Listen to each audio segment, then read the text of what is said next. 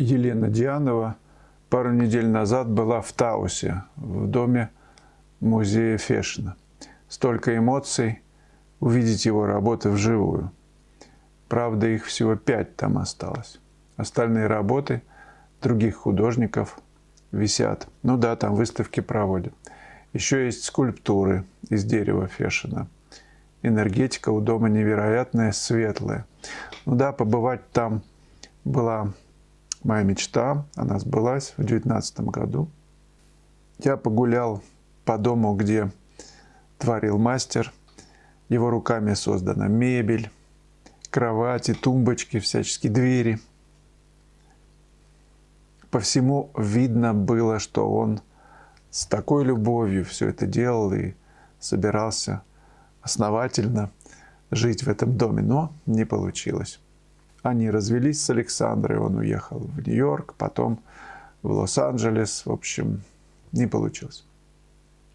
Когда я был в Таусе, демонстрировалась довольно-таки серьезная его коллекция, и девушка с маникюрными ножницами была там. Потом она не так давно была продана за большие деньги на Сотбис, по-моему. А вообще эту работу я видел несколько раз, в том числе и в Москве, лет уже, наверное, 10 назад. Была выставка в инженерном корпусе в Третьяковке. В Таусе я снял репортаж об этой поездке, о доме Фешина, о работах, которые там. И в конце ролика я дам ссылку на него, вы сможете его посмотреть, если вы его еще не видели. Юрий Каплан. Вячеслав, ситуацию, которую хочется описать, видимо, уже проходили многие из нашего стационара. Теперь, видимо, мой час. Получается, что раньше, до заражения этой темой импрессионизма, писал работы, ну, так, попсовенько, как и многие самоучки, но понятно и воспринимаемо окружающими и знакомыми. Кое-что дарил, а что и продавал. Ну, в общем, незамысловатые работы всем вокруг нравилось. Знакомые художники, смотря на мои работы, снисходительно говорили слова одобрения, похвалы, понимая, что человек без художественного образования, делая художественные наставления. Но, познакомившись с иным стилем живописи и видения, стал писать по-новому, писать впечатления. Знакомые и друзья стали говорить «мазня», «не похоже» и даже не лайкают выставляемые мною новые работы, а знакомые художники теперь видят 100 миллионов ошибок в каждой работе. Как вот с этим теперь жить прикажете? Я считаю так. Если, Юрий, вам дорого то, что вы делаете сейчас, то есть сердце горит, значит, вы на правильном пути. И кому больше доверять? Профессионалам, которые увидели ошибки и хотят вам помочь их исправить, либо тем, которые, ну, мало что понимают в живописи и не лайкают, даже перестали лайкать и замечать ваши работы. Кому вы готовы больше доверять в оценке? Ведь вы стараетесь достичь мастерства, ну, по крайней мере, подняться на более и более высокие ступени. Значит, от кого вы получите больше пользы? От тех, кто не лайкает, или от тех, кто пытается исправить ваши ошибки, ну, помочь вам, подсказать что-то? Мне кажется, такие люди очень ценны, которые указывают на какие-то несовершенства, неточности. Вам решать. Друзья, а что вы посоветуете Юрию? Что делать в этой ситуации? На кого равняться? На вечность? Или я выбираю вечность? Потому что даже если у тебя работы не продаются, вечность поможет вам больше, чем успехи, которые вам теперь не интересны. Ну, у меня такое мнение. Василий ДМБ. Когда составляется натюрморт, как вы советуете подбирать предметы? По смыслу, по тону, по цвету, форме. А также надо ли предметы как бы закомпоновывать, когда расставляются на столе? Или полки? Или все это можно сделать на холсте, не занимаясь постановкой в натуре? То есть, есть ли какие-то принципы составления натюрморта, или это ненужная процедура? Спасибо, Василий, за хороший вопрос. Недавно Бато проводил мастер-класс в Санкт-Петербурге, и там были разные предметы. какие-то горшки, вазы, фрукты различные лежали. И он небрежно бросил тряпочку, которая накрыла все эти предметы и фрукты, сказав, что как хорошо, когда вот случайно брошенная какая-то деталь, и он не стал ничего поправлять, вытаскивать оттуда яблоки и груши.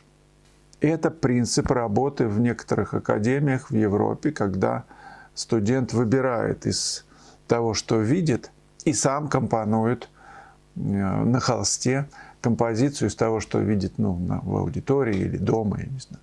Когда я учился, у нас был другой принцип. Там тщательно все компоновалось, постановка, и выбирались точки, хорошие были, выгодные точки, невыгодные. И мы списывали, студенты, то, что видим в невыгодных точках. Особенно это все было неприятно. Пробуйте и так, и так. Главное, чтобы композиционное мышление развивалось. А по тону, по цвету, по форме, во-первых, нельзя же поставить, например, сапоги и, я не знаю, вазу с цветами рядом. Да? Но это будет просто по смыслу не очень удачно. Или швейную машинку, салат оливье. Как-то не очень. Надо, конечно, по смыслу, по тону, по цвету, по разнофактурности, материальности разные. То есть блестящие, не блестящие, матовые, не матовые, разные фактуры, разной величины, чтобы они были, золотое сечение здесь поможет. Маленькая ваза, побольше вазы, еще побольше ваза, еще какой-то горшок. И составляйте такие предметы по принципу неодинаковости. Вот этого достаточно. Не одинаково все, как в жизни. Так и в натюрморте будет все не одинаково. Все. Вообще все. Я готовлю, кстати, новый курс, и он будет очень интересный. Я уже написал некоторые работы для урока. Это медный чайник. Мы будем его рисовать в разных ракурсах. Теловращение, изучать, как это все в перспективе находится, компонуется. Будем учиться писать вот эту блестящую форму медную в среде. Будем рисовать и писать по отдельности фрукт, еще кое-что. Это будет очень и очень полезный курс. Висамаме. Слава, ваши эфиры очень важны для меня. Все время получается смотреть только в записи. Когда следующая встреча, где можно посмотреть расписание? Нет у меня расписания эфиров. Я смотрю, что на эфиры приходит мало людей, поэтому я пока что делаю в записи вот эти ролики. Если будут приходить много, тогда буду их проводить.